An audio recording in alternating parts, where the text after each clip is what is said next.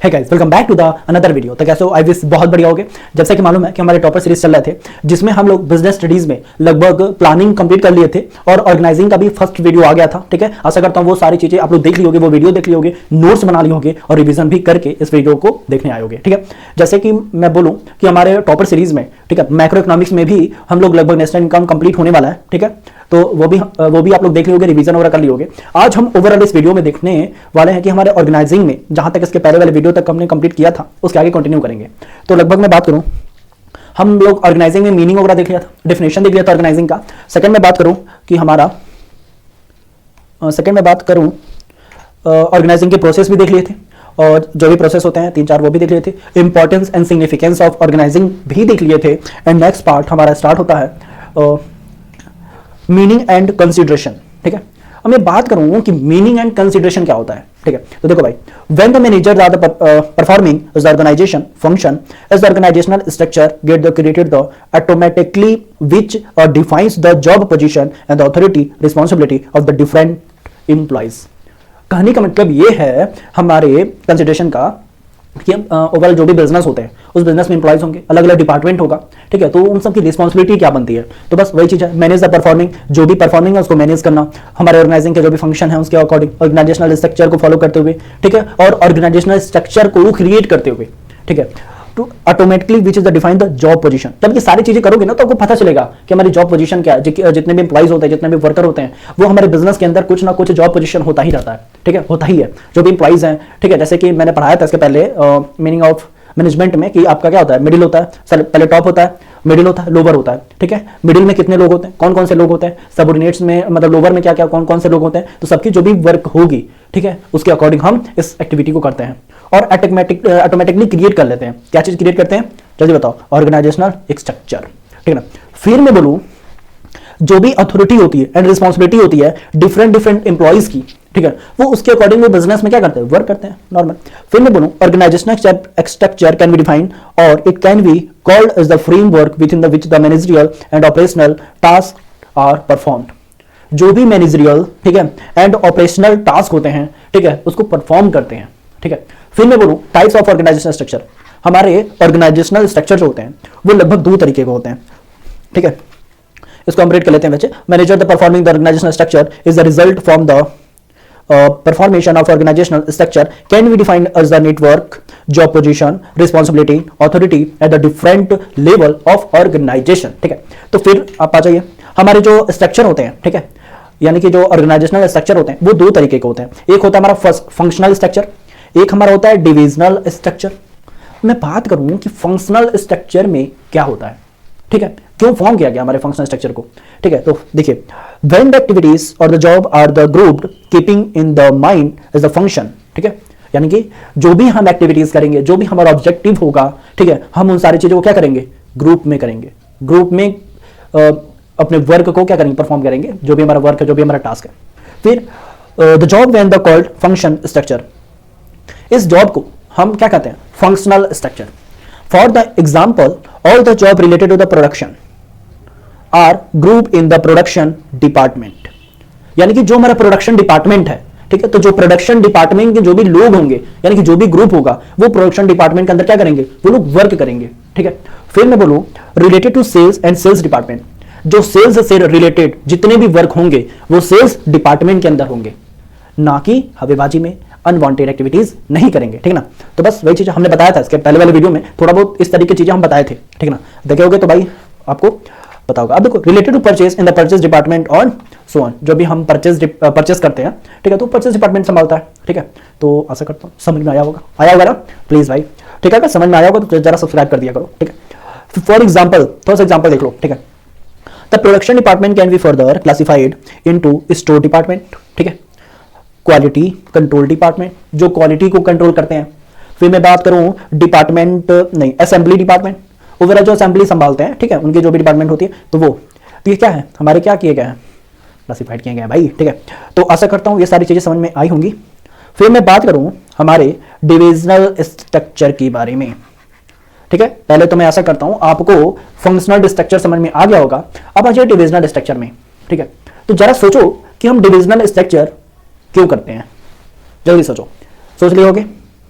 अरे भाई अगर थोड़ा बहुत नहीं सोच पा रहे हो तो देख लो, पढ़ भी लो। When the organisational is a large in size, जब हमारा ऑर्गेनाइजेशन बड़ा होता है, लार्ज साइज में होता है, and the production more than one type of product, when the activities related to one product are group under the medicine. ठीक है, मुझे बताओ तो इसमें कुछ समझने की जरूरत है क्या? इसमें कुछ एक्सप्लेन करने की जरूरत है क्या? नहीं भाई। अब देखो, department of the activities the textile in the textile department and show on. ठीक है, वो कंपनी, वो बिजनेस जो साइज में क्या है, बहुत बड़ी है। ठीक है, जो उनका जो प्रोडक्शन हो रहा है, मोर than one type of product हो रहा है, एक और एक से अधिक जो प्रोडक्ट के जो टाइप्स हैं वो अधिक है, एक से अधिक है। जो भी एक्टिविटीज किए जा रहे हैं प्रोडक्शन और ग्रुप के, ठीक है, अंडर में ही किए जा रहे हैं, जैसे मेडिसिन डिपार्टमेंट वगैरह हो गया। ठीक है, ऑल द एक्टिविटीज टेक्सटाइल हो गया। ठीक है, तो ये सारी चीजें होती हैं। देखो एग्जांपल हम एक और देख लेते हैं। और the organisation product producing shop, ठीक है, टेक्सटाइल हो गए, मेडिसिन हो गया, कॉस्मेटिक्स हो गए, ठीक है, etc. Then all the activities related to the medicine will be grouped under the medicine department. All the activities or textile, ठीक है, textile department and so on. उसके अलावा बतेरे पड़े हुए हैं हमारे एनवायरमेंट के अंदर। ठीक है, आपको मालूम भी होगा भाई मेरे। ठीक है, तो आशा करता हूँ ये हमारे डिविजनल स्ट्रक्चर आपको पता चल गए होंगे, कंफर्म हो गया होगा। अगर कंफर्म हो गया, समझ में आ रहा है, इस वीडियो से फायदा हो रहा है, तो हमारे इस चैनल को सब्सक्राइब कीजिए, बेल आइकन को दबाइए और हमारे इस वीडियो को लाइक करो। ठीक है, फिर मैं बात करूँ ये फॉर्मल क्या होता है और इनफॉर्मल ऑर्गेनाइजेशन क्या होता है। क्या होता है जरा सोचो।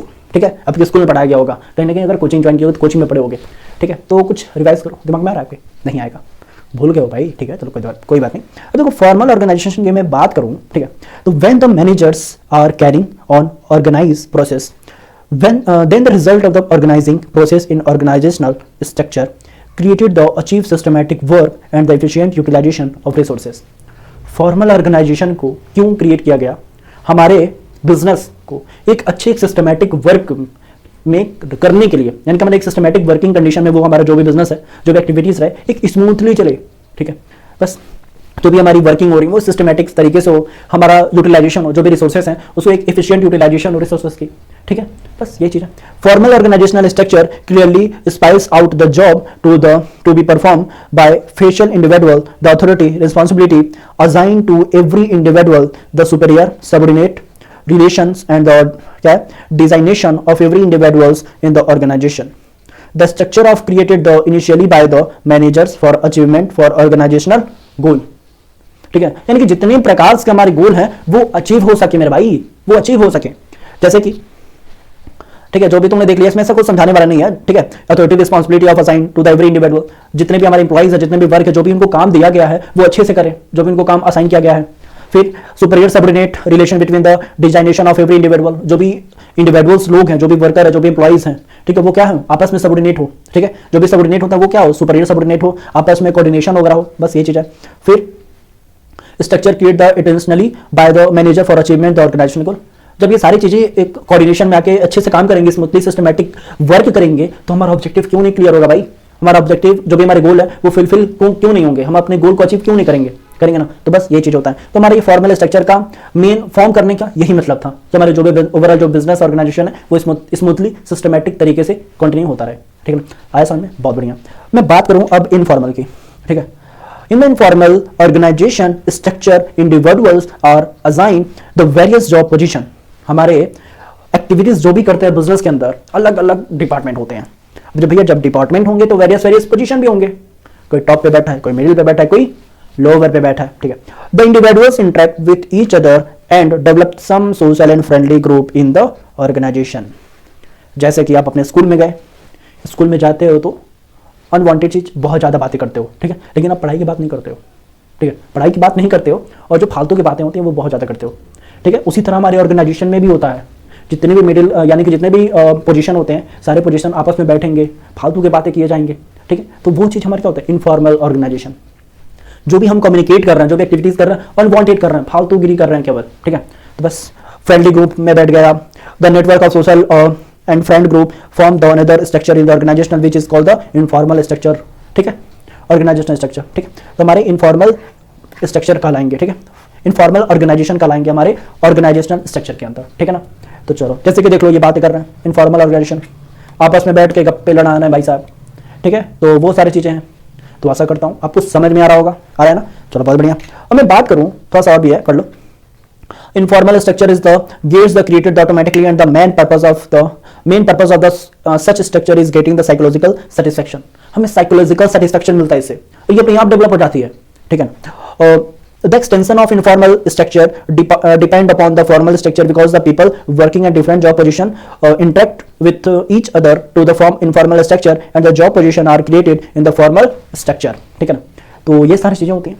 फिर मैं बात करूँ एडवांटेजेस ऑफ इनफॉर्मल स्ट्रक्चर, यानी कि हमारे इनफॉर्मल स्ट्रक्चर के बहुत सारे एडवांटेजेस भी हैं, जैसे कि पास्ट कम्युनिकेशन, ठीक है ना। पास्ट कम्युनिकेशन ये क्या होता है भाई, देख लो, informal structure does not the follow scalar chain so there can be faster speed of communication, हमारी कम्युनिकेशन क्या होती है, फास्ट होती है, फैल जाती है, वही स्प्रेड हो जाती है, ठीक है, वो चीज़ है। फुलफिल सोशल नीड्स, हमारे जो भी सोशल नीड्स होंगे वो फुलफिल हो जाते हैं, ठीक है ना। फिर informal communication give due to the importance of psychological and social need employees to which motivate the employees, ठीक है।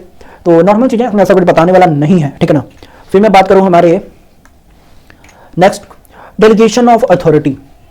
भाई जो बच्चे होते हैं हमारे 12th में, और खासकर जो ऑर्गेनाइजिंग पढ़ते हैं चैप्टर, इसमें सबसे ज़्यादा इंपॉर्टेंट और सबसे ज़्यादा, ठीक है, कंफ्यूजन वाली टॉपिक है ये, ठीक है। कुछ बच्चे बोल जाते हैं क्या डेलीगेशन क्या होती है, अथॉरिटी क्या होती है, वो इधर से उधर क्या कर देंगे, लिख देंगे लोग, जिनका मार्क्स कट जाता है एग्जाम में। तो भाई पहले नंबर ये मैं बता दूं, ये बहुत ज़्यादा इंपॉर्टेंट टॉपिक है, ठीक है, तो इसको थोड़ा सा अच्छे से समझ लेना, ठीक है, हल्के में मत लेना इस टॉपिक को, क्योंकि 4-5 नंबर आपको दिला देगा। अब देखो, process of interesting is the responsibility and authority to the subordinate and the creating accountability on those employees who are interested, ठीक है, इंटरेस्टेड, रिस्पॉन्सिबिलिटी एंड अथॉरिटी। कहने का क्या मतलब है, जैसे बताओ, जो भी सबऑर्डिनेट्स होते हैं वो क्रिएट हो जाते हैं, ठीक है, क्रिएट हो जाते हैं, जो भी सबऑर्डिनेशन होता है, जो भी, जैसे कि जो भी ये प्रोसेस होता है, इसको मैं करूं, ठीक है, ये ऐसा ही प्रोसेस ही होता है, ठीक है। Responsibility and authority to the subordinate and create the accountability, यानी कि हम अकाउंटेबिलिटी रहें, अपने बिजनेस के अंदर अच्छे से पढ़ाई ना करें, अपने बिजनेस के अंदर अच्छे से वर्क करें, सिस्टमेटिकली तरीके से करें, ठीक है। तो अकाउंटेबिलिटी के लिए, यानी कि सारी चीज व्यवस्थित हो, ठीक है। Of those employees are interested responsibility, जो भी एम्प्लॉइज हैं वो अपनी रिस्पॉन्सिबिलिटी निभाएं, जो भी इनको काम असाइन किया गया है वो एकदम अच्छे से करें, बस ये चीज है। एंड द अथॉरिटी, रिस्पॉन्सिबिलिटी के अंदर जो भी उनकी अथॉरिटी है, उस अथॉरिटी को फॉलो करते हुए उस अथॉरिटी के साथ अपनी रिस्पॉन्सिबिलिटी को बढ़ाएं। जैसे कि आपकी रिस्पॉन्सिबिलिटी क्या है, अभी पढ़ाई करना, बोर्ड एग्जाम में अच्छे मार्क्स लाना, ठीक है, बस वही चीज़ है। तो उसी तरह हमारे वर्कर भी जो होते हैं, जो हमारे एम्प्लॉइज होते हैं, उनकी भी सेम रिस्पॉन्सिबिलिटी होती है ना, यही चीज़ है बस। अब हमारे जो एलिमेंट होते हैं delegation of process of delegation की, वो 3 तरीके के होते हैं। इसमें क्या होता है, रिस्पॉन्सिबिलिटी होता है, एक अथॉरिटी होता है, एक अकाउंटेबिलिटी होता है, ठीक है। तो चलो एक एक करके हम डिस्कस करते हैं। तो फर्स्ट मैं बात करूँ, ठीक है, हमारा जो फर्स्ट पार्ट होता है हम उसमें बात करते हैं, अब देखो रिस्पॉन्सिबिलिटी के बारे में, रिस्पॉन्सिबिलिटी, ठीक है, चलो एक बार रीड कर लो। Responsibility means the work assign in individual include all the physical and mental activities, ये जो एक्टिविटीज कराए जाते हैं वो मेंटल भी होता है एंड फिजिकल भी होता है, ठीक।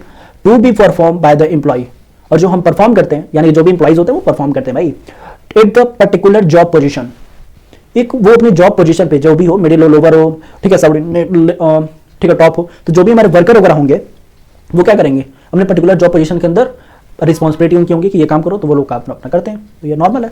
तो इसमें ऐसा कुछ समझाने वाला नहीं था, बस समझ लेना कि रिस्पॉन्सिबिलिटी क्या होता है, ये लर्न कर लेना, ये भैया मोस्ट इंपॉर्टेंट है आपके एग्जाम के लिए, ध्यान रखना। फिर मैं बोलूँ अथॉरिटी, क्या होती है अथॉरिटी, देख लो, means the power of take decision, उनके पास एक अथॉरिटी होती है अपने डिसीजन को लेने का, ठीक है, वो अपने तरीके से, अपने थिंकिंग के तरीके से, अपने खुद से, ठीक है, वो डिसीजन ले सकते हैं, ठीक है। तो बस वही चीज है। To carry on the responsibility every employee need to have the some authority, so when the manager are passing the responsibility to the subordinates, जो भी मैनेजर हो तो उसकी बात मानो, ठीक है, जो भी मान लो मिडिल पे है, ठीक है, कोई बंदा मिडिल पे है, अब वो मिडिल है तो जाहिर सी बात है लोअर लेवल से क्या कराएगा, वर्क कराएगा, ठीक है। तो बस वही चीज है मैं बताने का मेरा मतलब। अब देखो, so also some pass of the authority to the subordinate, तो नॉर्मल चीज है। Accountability, make the sure of the employees of subordinate perform the responsibility in their the expected manner, the accountability is created. The accountability means the subordinates will be answerable for the non-completion of task. Creating the accountability is third and final step of delegation of process, ठीक है। जो भी हमारा जो delegation of process है वो final step होता है वैसे, ठीक है। तो बस ये चीज़ होती है। तो आशा करता हूँ ये सारी चीज़ समझ में आ गया होगा, ऐसा कुछ समझाने वाला इसमें नहीं था, ठीक है। बस आप इन तीनों पॉइंट को ऐसा समय देख लीजिएगा, एक बार रीड कर लीजिएगा, ठीक है। फिर हम आगे बढ़े यानी कि हमारे डेलीगेशन, ठीक है, यहाँ पे एन होगा, डेलीगेशन करने का इंपॉर्टेंस क्या होता है। यहाँ पे हम अच्छे से एन लिख देते हैं, यहाँ पे एन, इसको एम कट कर दो, यहाँ पे एन इसकी जगह लिख देना, ठीक है। अब देखो इसमें क्या होता है, हम कलर को भी मुझे चेंज करना पड़ेगा क्योंकि रेड रेड मैचिंग हो जाएगा, ठीक है। अब देखो इफेक्टिव मैनेजमेंट, हमारा मैनेजमेंट क्या होगा, वो बहुत इफेक्टिव होने लगेगा। सेकंड, इंप्लाइज डेवलपमेंट, जो भी हमारे इंप्लाइज होंगे, यहाँ पे थोड़ी सी गलत हो गई, हमारे डेवलपमेंट होगा जो भी इंप्लाइज होंगे।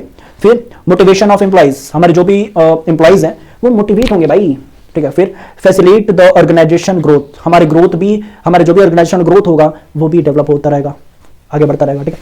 फिर पास बेसिस ऑफ मैनेजमेंट हिराची, ये सारे मैनेजमेंट हिराची के अकॉर्डिंग ही ये सारी चीजें चल रही हैं। फिर मैं बात करूं बेटर कोऑर्डिनेशन, हमारा जो कोऑर्डिनेशन होगा वो बहुत बढ़िया होगा, बहुत बेस्ट होगा, बहुत बेटर होता रहेगा आगे। Reduce the work load of manager, हाँ भाई जो हमारा मैनेजर है उसकी वर्क लोड जो होगी वो धीरे धीरे कम होती रहेगी, ठीक है, तो ये भी चीज होता है। फिर मैं बात करूं आगे, मैं आगे बात करूं next part, feature of decentralisation, यानी कि हमारा डिसेंट्रलाइजेशन क्या होता है, ये टॉपिक हमने छूट गया क्या, एक मिनट,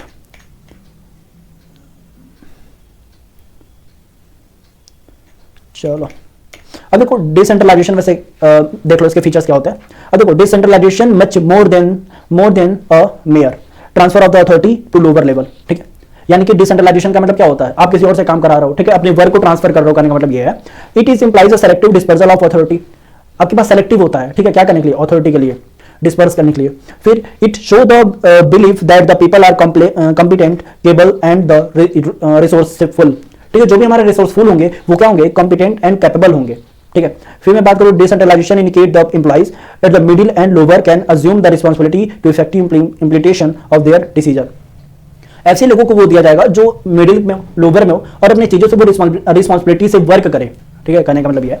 फिर 5 में बोलो decentralisation recognise the end of the authority for decision maker, ठीक है, तो उसको वो अथॉरिटी होती है कि वो अपने बिजनेस के अंदर, अपने बिजनेस एक्टिविटीज के अंदर क्या कर सकता है, भाई जल्दी बताओ, डिसीजन ले सकता है, बस। तो आशा करता हूँ ये सारी चीजें आपको समझ में आई होंगी, ऐसा कुछ हो ना कि आपको समझ में ना आए। आखिर में पढ़ूं, top management carefully select those और decision which will be fused, ठीक है, down to lower level and those that will be related to higher level, ठीक है। फिर मैं बात करूं relation between delegation and decentralisation, क्या रिलेशन होता है, तो देख लो भैया, अगर मैं रिलेशन के बारे में बात करूं तो रिलेशन क्या होती है, decentralization is extension of delegation, it delegation we multiply the authority with 2, whereas in the decentralization authority multiplied by many, ठीक है ना। तो ये सारी चीजें ऐसा कुछ समझाने वाला नहीं है, ये ऐसा कुछ इंपॉर्टेंट भी नहीं है। आपका मोस्ट इंपॉर्टेंट पार्ट जैसे ये फीचर्स हो गया, इंपॉर्टेंस ऑफ डेलीगेशन हो गया, ये सारी चीजें आ सकती हैं, ठीक है, ये आपके लिए एग्जाम के लिए इंपॉर्टेंट है। फिर मैं बात करूँ, ये तो सारा आपके लिए एलिमेंट जो भी होते हैं वो इंपॉर्टेंट है ही। फिर इनफॉर्मल फॉर्मल आप देख लेना, ठीक है, बस इतना ही है, ऐसा कुछ है नहीं। अब फिर मैं बात करूं इंपॉर्टेंस ऑफ डिसेंट्रलाइजेशन, हमारे डिसेंट्रलाइजेशन के लिए, मतलब डिसेंट्रलाइजेशन क्या इंपॉर्टेंट है, देखो first development of initiative among the subordinate passing the authority at middle and lower level, ठीक। फिर development the manager talent for future, फिर क्विक डिसीजन मेकिंग, ठीक है, हमारा डिसीजन मेकिंग तुरंत हो जाएगा। Relief to top level management, facilitate the growth, ठीक है, तो ये सारी चीजें होती हैं हमारे डिसेंट्रलाइजेशन में। फिर मैं बात करूं इंपॉर्टेंस ऑफ डिसेंट्रलाइजेशन, तो अभी हमने देखा, एक बार रिवाइज कर लो, ठीक है। इससे क्या होता है, develop initiative among the subordinates, develop manager talent of future, quick decision making, better control, facilities growth, relief to top management, ठीक है, तो ये सारी चीजें हैं, ठीक है। अब इसी के साथ हमारा ये जो ऑर्गेनाइजिंग चैप्टर है वो टोटल ओवरऑल कंप्लीट होता है, ठीक है। और अगर ये सारी चीजें समझ में आई होंगी, ये वीडियो आपको पसंद आया होगा, तो प्लीज भाई लाइक कर देना, सब्सक्राइब कर देना हमारे चैनल को, सॉरी हमारे सब्सक्राइब कर देना हमारे इस वीडियो को, और लाइक कर देना हमारे इस वीडियो को, ठीक है। कहने का मतलब हमारा ये पूरा ओवरऑल जो चैप्टर है वो कंप्लीट होता है, ठीक। और अभी तक इस चैनल को सब्सक्राइब नहीं किया हो तो भाई सब्सक्राइब कर दो, हमारे इस वीडियो को शेयर करो अपने फ्रेंड सर्कल में, और इस वीडियो को लाइक भी कर देना। और कोई भी कमेंट, यानी कि मतलब जो भी आपको सजेशन देना है, कुछ मिस्टेक हो गया हो या कुछ मैं गलत बोल दिया हो या कुछ भी आपको ऐसा कुछ लगे या कुछ क्वायरी हो, तो प्लीज़ आप कमेंट कीजिए, ठीक है। तो आशा करता हूँ ये सारी चीज़ें, ये वीडियो आपको समझ में आया होगा। तो चलिए आज के लिए वीडियो ये कंप्लीट करते हैं, मैं यहीं तक